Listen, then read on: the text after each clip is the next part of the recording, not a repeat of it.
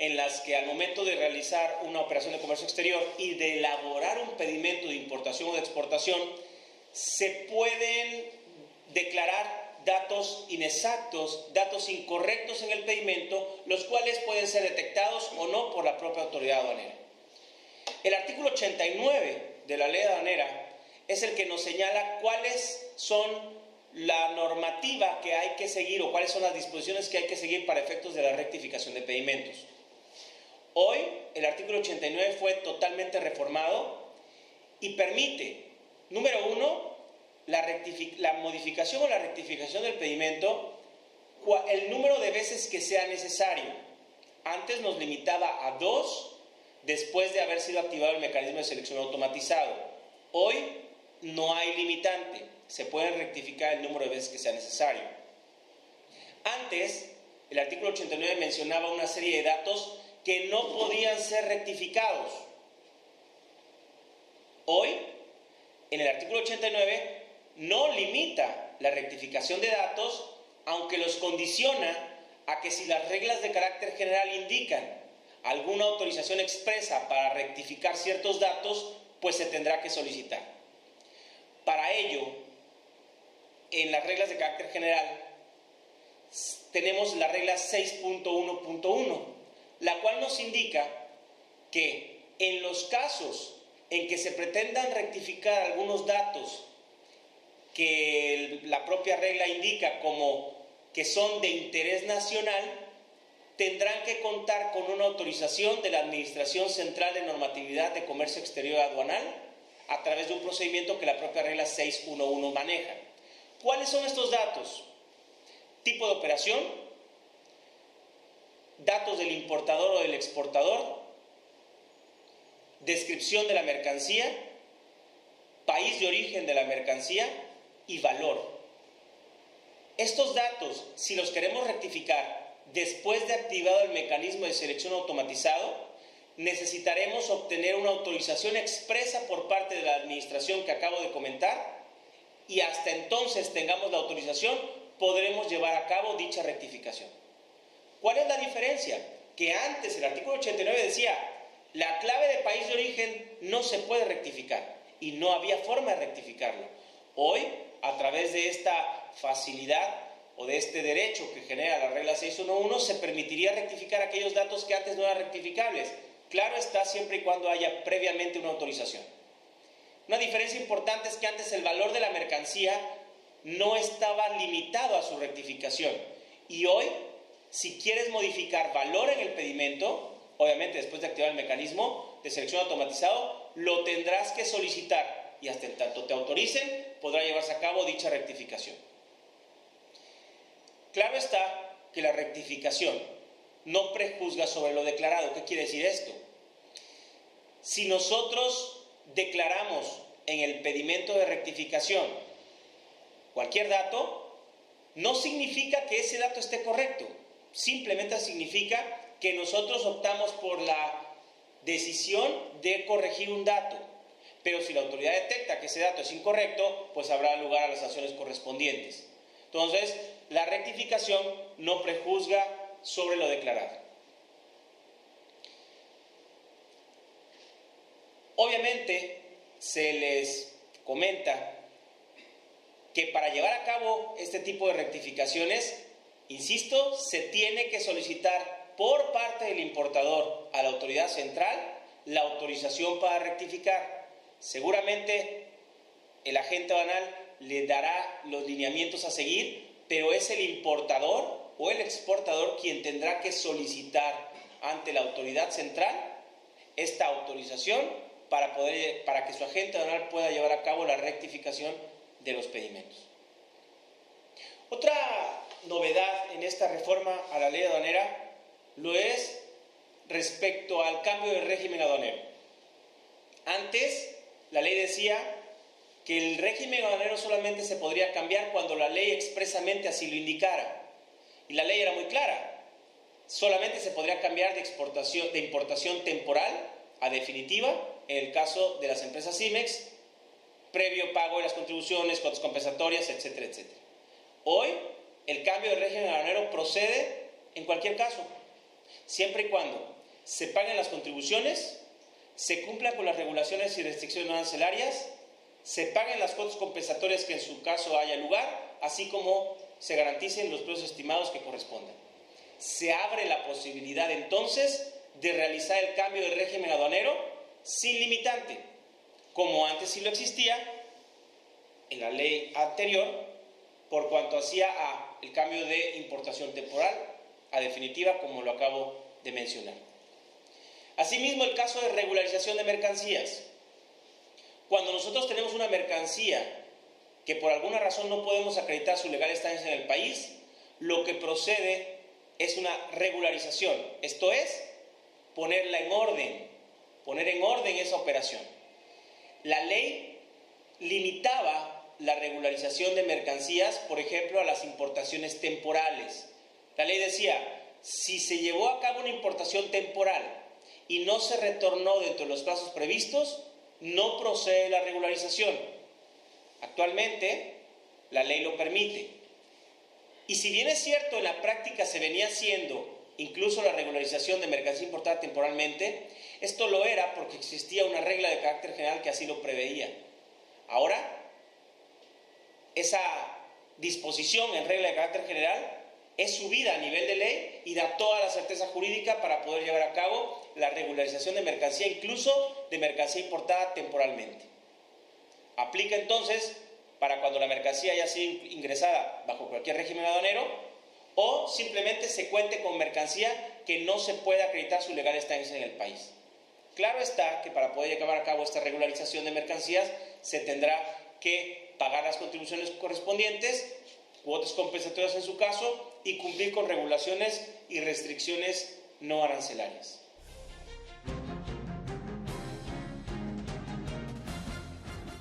Es de comentarse que antes de la reforma, cuando nosotros teníamos o se nos detectaba un dato inexacto en el pedimento por algún error declarado, algún error que se haya presentado al momento de la captura del pedimento, si la autoridad lo detectaba, nos daba a conocer a través de un acta circunstanciada de hechos o omisiones y teníamos la oportunidad de que dentro de los 10 días posteriores a la notificación del acta, rectificar el dato inexacto y no se nos aplicaba la multa correspondiente al dato inexacto en el pedimento en base al artículo 185, fracción segunda, segundo párrafo de la ley aduanera.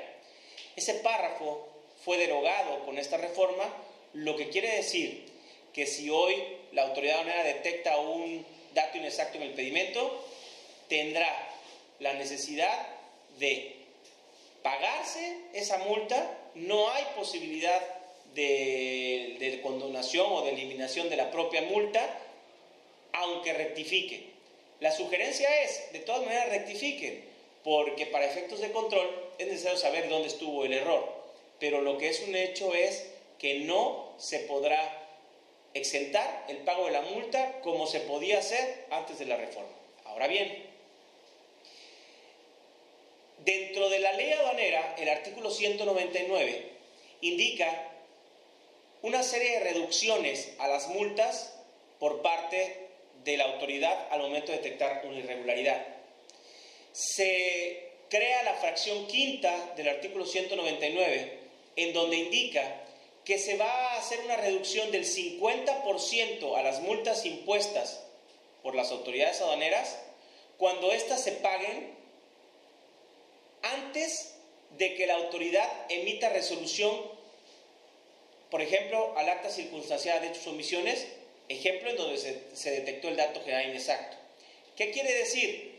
La autoridad o la ley hoy busca una agilización en la resolución de los casos. Por lo tanto, págame y te doy el 50% de descuento. Obviamente, la autoridad o el Estado recauda dinero por estas multas y el contribuyente, si bien es cierto, es un caso en que a lo mejor o el importador, agente aduanal, determina sí es cierto, cometí la irregularidad, voy a pagarlo y me evito irme a un pleito, irme a un litigio con la necesidad que esto implica de garantizar el interés fiscal, etcétera, etcétera. Por lo tanto, habrá que tomar en consideración si es prudente y conveniente acogerse al beneficio de la reducción del 50% en los casos en los que la autoridad interponga o imponga alguna multa en contra del contribuyente, y así, insisto, evitar largos pleitos, largos litigios que a veces van en menoscabo del propio patrimonio de la empresa importadora o del agente aduanero. Pasando al tema de ley del IVA, cabe recordar que la publicación de las reformas a la ley del IVA, ley del IEPS, entró en vigor a partir del 1 de enero de 2014. Es de todos conocidos la generalización de la tasa del IVA del 11 al 16% en todo el territorio nacional. Esto es que la tasa del 11% que se aplicaba en frontera o en la franja o región fronteriza pasa de ser la tasa del 11% al 16%. Se generaliza la tasa. Asimismo, en el caso de las importaciones temporales por parte de empresas IMEX específicamente, se suprime la excepción del pago del IVA. Esto quiere decir que las empresas IMEX deberán pagar el IVA por sus importaciones temporales que realicen. Sin embargo, esta disposición entra en vigor hasta el año 2015. ¿Por qué? Porque un artículo transitorio de la ley del IVA indicaba que hasta en tanto no se dieran a conocer las reglas de certificación para empresas IMEX en materia de IVA, no entraría en vigor tal excepción del pago del impuesto al valor agregado. Esto es, si nosotros hoy somos una empresa IMEX y queremos importar sin el pago de IVA, lo podemos hacer. ¿Por qué? Porque estas reglas de certificación salieron el 1 de enero de 2014 y el transitorio dice que hasta un año después de que salgan dichas reglas entrará en vigor la obligación del pago de IVA de las empresas IMEX. Por lo tanto, a partir del 1 de enero de 2015, las empresas IMEX deberán pagar IVA. En todos los casos, no. Estas reglas de certificación precisamente son en virtud de que la propia ley del IVA indica que habrá empresas que si logran certificarse podrán aplicar un crédito fiscal del 100% del IVA que les genere pagar, o en su defecto, las que no logren certificarse podrán garantizar el interés fiscal de ese IVA que deban pagar. Estas reglas de certificación de las empresas IMEX cataloga las posibles certificaciones en A, AA y AAA, y esto dependerá del tipo de empresa y sobre todo de la rapidez con la que podrá recuperar el IVA que se genere con motivo de la importación temporal.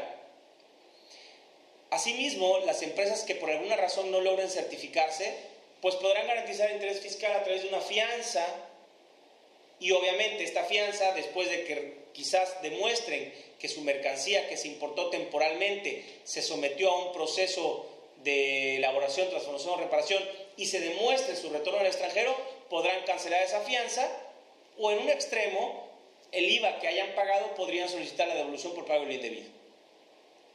Es importante mencionar que estas empresas con programa IMEX serán certificadas específicamente en materia de IVA. Para ello existen una serie de requisitos, incluso un calendario a partir del cual las empresas podrán solicitar su certificación, y no tienen nada que ver con que la empresa sea una empresa certificada en materia de, por ejemplo, nuevo esquema de empresas certificadas. Una cosa es empresa certificada para efectos aduaneros y otra cosa es empresa certificada para efectos de no pago de IVA, que también incluye el IEPS, que ahorita vamos a hablar de ello. Pero, insisto, es que mi empresa IMEX es una empresa certificada, sí, para efectos aduaneros, para efectos de revisión en origen, para efectos de las facilidades administrativas. Se necesitará una certificación independiente en materia de IVA para caso de la aplicación del crédito fiscal que mencionamos hace ratito, en el caso de la importación temporal de bienes para elaboración, transformación o reparación.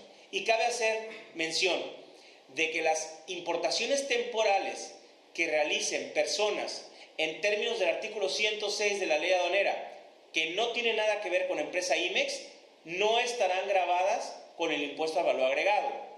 Ejemplo, si traemos una mercancía, contenedores, que podemos tenerlos por 10 años, esos no generan el pago de IVA, porque solamente son las mercancías que se importan por empresas IMEX para someterlas a un proceso de elaboración, transformación o reparación.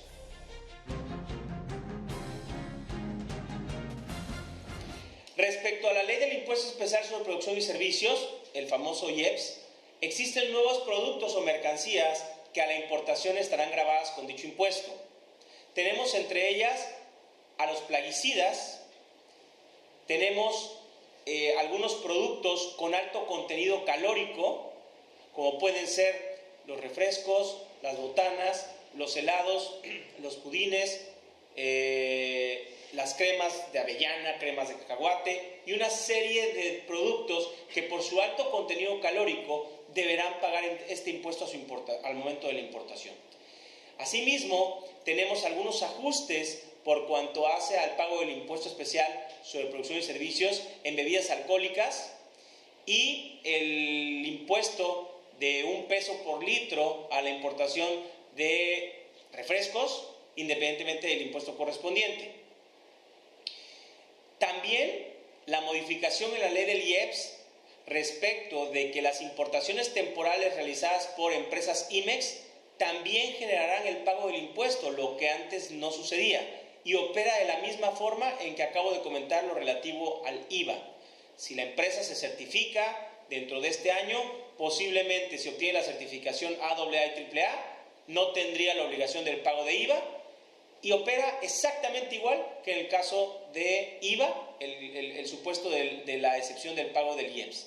Entonces, habrá que estar atentos de estas disposiciones para certificación de las empresas y así eviten el pago, o no eviten, sino que se beneficien del no pago de IVA o de IEPS en los casos que correspondan a las importaciones temporales por parte de empresas IMEX.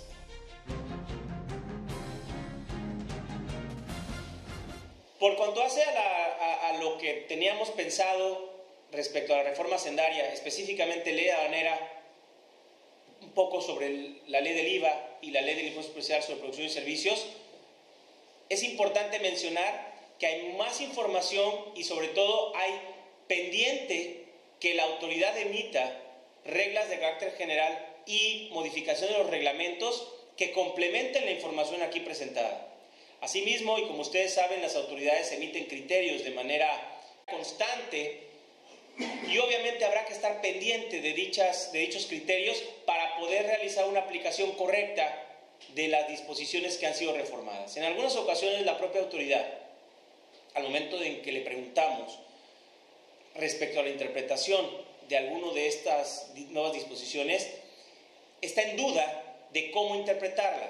Por lo tanto, nosotros diariamente estamos tratando de conocer los diversos criterios por parte de las autoridades y de otros foros con la finalidad de realizar las operaciones de comercio exterior de manera correcta, en beneficio de los importadores, en beneficio de los exportadores y logrando siempre la seguridad de la empresa, de la agencia aduanal y evitando la comisión de alguna infracción o inclusive de algún delito. Por lo tanto, les seguiremos comentando de los avances que puedan irse dando en relación con estas publicaciones, que estaremos muy al pendiente de ellas y en su momento les haremos llegar los comentarios a través de nuestros boletines o a través de una sesión o una plática como la que acabamos de tener. Agradezco su atención y quedamos muy a la orden y muy al tanto de lo que pudiera presentarse en los próximos días. Gracias.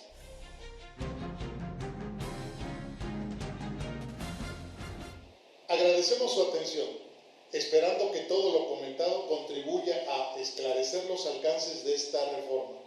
Sin embargo, por lo extenso de la misma, Si hubieran quedado dudas específicas, como siempre, a través de nuestro sitio web y contactos, estaremos muy atentos para profundizar en el tema de su interés.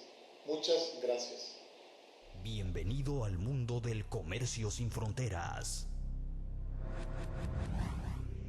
BSL, soluciones integrales en un solo contacto.